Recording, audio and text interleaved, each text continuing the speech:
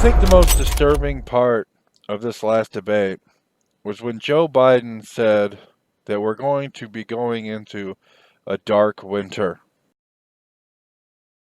Operation Dark Winter was the code name for a senior level bioterrorist attack simulation conducted from June 22nd to 23rd in 2001. It was designed to carry out a mock version of a covert and widespread smallpox attack on the United States.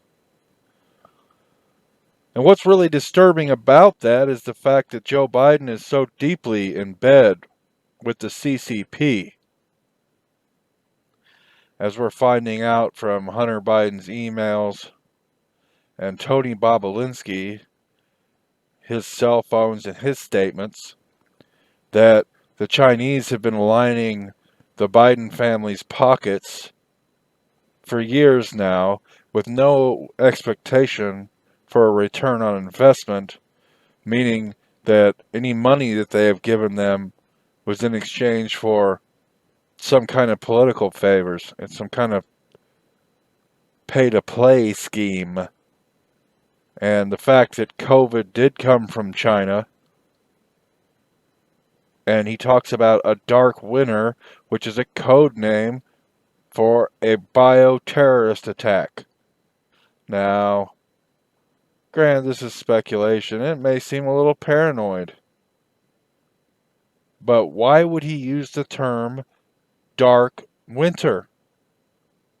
Now, it's obvious that the Bidens are agents of the Communist Chinese Party, and it's shocking to me that anonymous accusations against Trump get treated with more credibility than physical evidence and digital evidence against the Bidens. It's insane.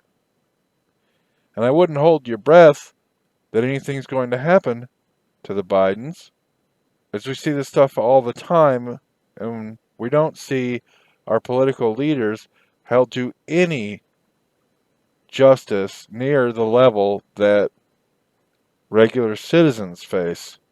Of course, Biden said that he also never claimed he would ban fracking when he said it on video several times. It's just the fact that Biden is so old that he thinks he can go to New York and say one thing, and the next day he can say something different in Pennsylvania and people won't be able to catch on to it. Or it's the fact that Biden believes that his voters are so stupid that it doesn't matter, or that he's just relying completely on the fact that his supporters hate Trump so much that none of this stuff will matter to them. And he's probably right about that part. So that's basically just a couple of observations that I had from the debate last week. On a video I did last week about my walk away story, I had said something about the constrained mind, being a man of constrained vision. And I said bonus points for anyone who can tell me what the term means or where it comes from, and a comment and pinned it. And it's been a while now, and probably most of the people that want to watch anything I make have already seen it, and no one's been able to answer the question, or no one has chosen to answer the question. So I thought that I would turn this into a bit of a lesson as well on that.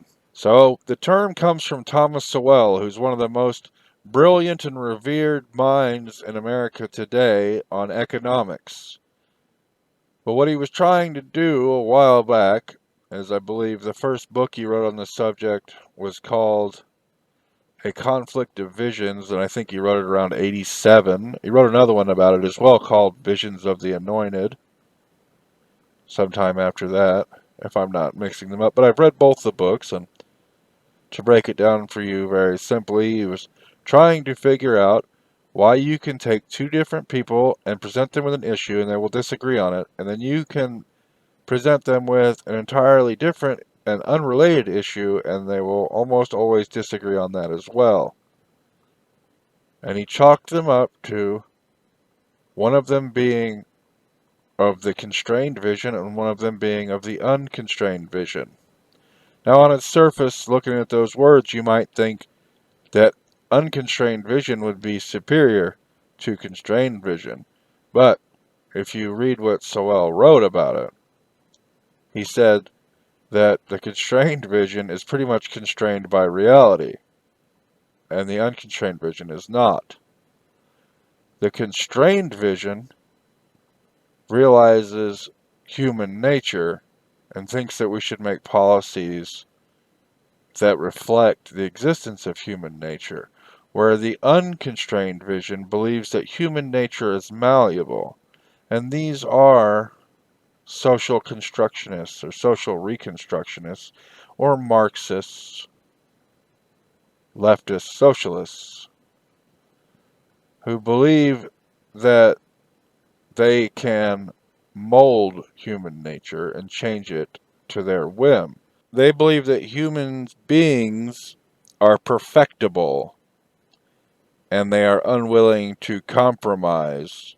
And if you have paying attention to my channel and American politics today, this becomes very obvious that this is very true.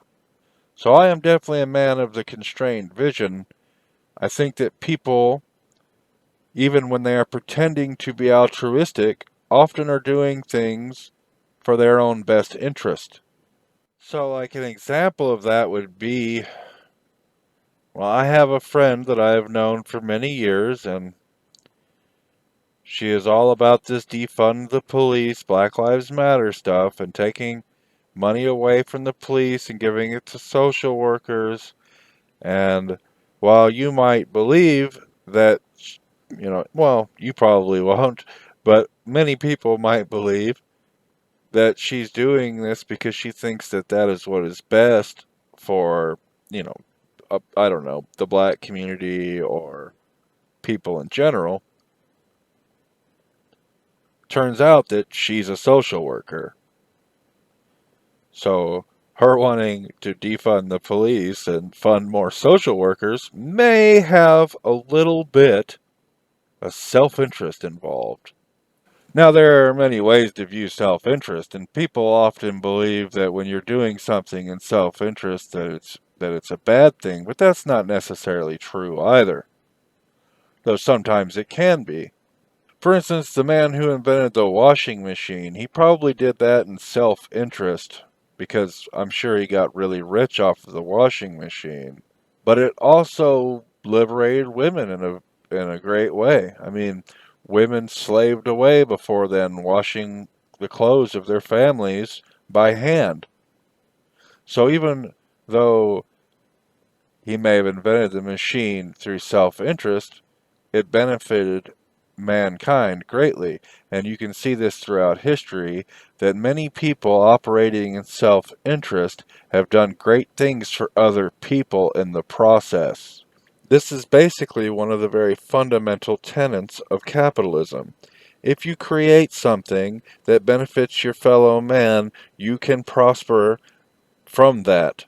If you solve a problem or create a solution to a problem that many people have, you will profit from that.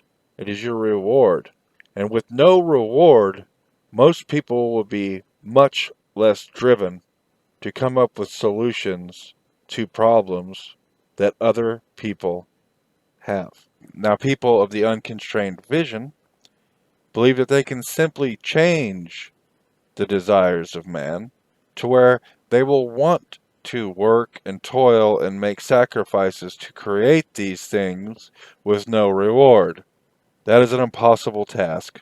But being unconstrained by reality, you can still believe that. So I know this has been a bit of a dullard video. Just me kind of pontificating in my bunk here before I go to bed tonight. But it's a bit more of an educational video than I normally do. Though I think people are more attracted to videos where I just shit on Antifa, apparently. Because those get more views than anything else. You guys have any topics you'd like me to talk about? Feel free to hit me up. This has been DWB. Thanks for watching. And remember, don't be a fucking commie.